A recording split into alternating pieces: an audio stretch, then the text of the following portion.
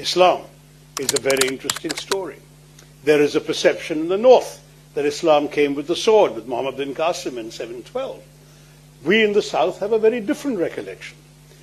I will speak as a Keralite. From my state, we were used to what the people we today call the Arabs traveling to Kerala every year for 1,000 years before Islam.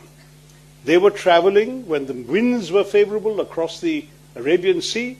They would come, they would settle on the west coast of Kerala, they would trade, they would marry locally, they would spend a few months, and when the winds changed, they would go back every year, year after year, for centuries.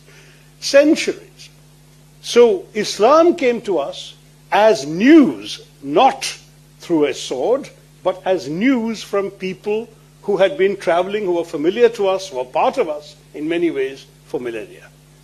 And they came to us, people we're familiar with, were trading with us, living with us, and they said, hey, you know what's happening in our peninsula?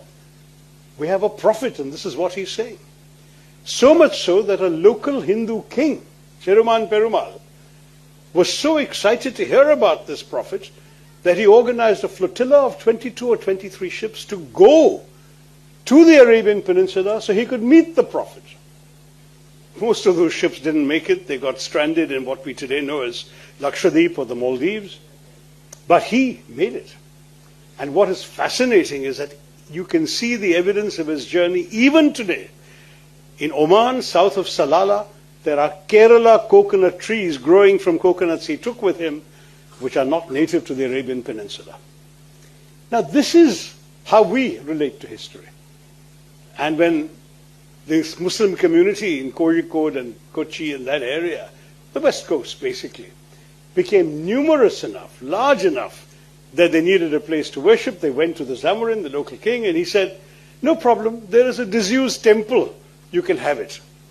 And so the oldest mosque outside the Arab world in Kodungalur in Kerala is still dominated by an ancient Hindu lamp outside the mosque. The mosque has gone through 5 or 6 major renovations over the centuries.